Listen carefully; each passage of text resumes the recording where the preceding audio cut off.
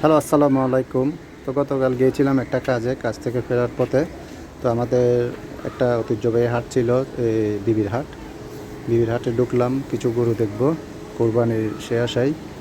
তো তখনও মোটামুটি বড় বড় গরু আসে নাই, কিছু কিছু ছিল, তবে ওরা বললো এখনও রাস্তায় আসতেছে। তো আরও অনেক আসবে নাকি শুনলাম, যদিও অনেক স্পেস ফাঁকা দেখলাম। আর কাস্টমার এখনও তেমন এখানে নাই বললে চলে, কিছু কিছু আছে, ওরা আসতেছে, দেখতেছে, মোটামুটি দামটা একটু যাচাই করতেছে।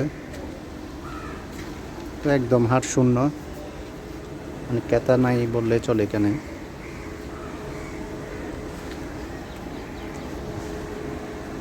আর আমি মনে করলাম এখানে তো আমাদের প্রত্যেক বছর উঠে উট দেখবো, সে আশায় ঢুকলাম। তো এখনও আসে নাই, ওরা বললো আসতেও পারে নাও আসতে পারে, এটা বললো। হ্যাঁ, হয়তো আসলে নাকি পাকিস্তান থেকে আসতে পারে উট। আরও অনেক বিশাল বিশাল গরু আসবে।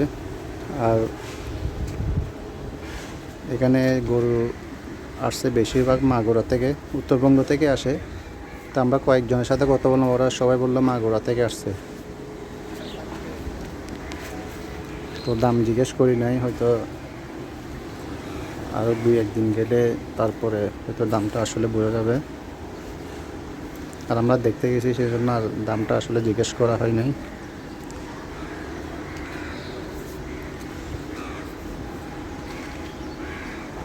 দেখেন একদম ক্রেতা শূন্য, কেউ নাই এখানে কেনার মতো। তবে কিছু কিছু গরু ছিল অনেক বড় বড়, এগুলা দেখেন অনেক বড় বড় এই গরুগুলা, এর চেয়েও বড় আছে। আসলে দামটা এবার বলা যাচ্ছে না, তো হয়তো নাগালও থাকতে পারে, হয়তো বাড়তিও হতে পারে, কিছু কমও হতে পারে। এটা আসলে শেষ হাট পর্যন্ত বোঝা যাবে কি হয় না হয়। অনেক সুন্দর সুন্দর গরু। আর ওরা বলছিল মঙ্গলবার থেকে হয়তো জমজমাট হবে, বেচা কিনা ওদের শুরু হবে মঙ্গলবার থেকে। তো অনেক ক্রেতা আসতেছে, দেখতেছে, মোটামুটি ওরা দামাদামি করতেছে, হয়তো পছন্দ হলে নিয়ে যাবে।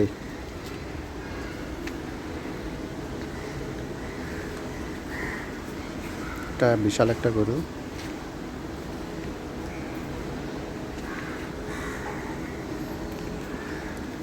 তো ওরা তো বললো ইন্ডিয়া থেকে নাকি গরু আসতেছে না, আসতেছে হয়তো, মানে অবৈধ পথে আসতেছে হয়তো। আর বার্মা থেকে আসতেছে গরু।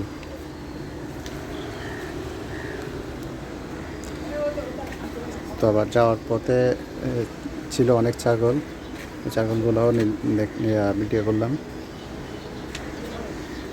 এখানে অনেক ছাগল, এরা খাসি, সব ছোট বড় মাঝারি সব ধরনের আছে।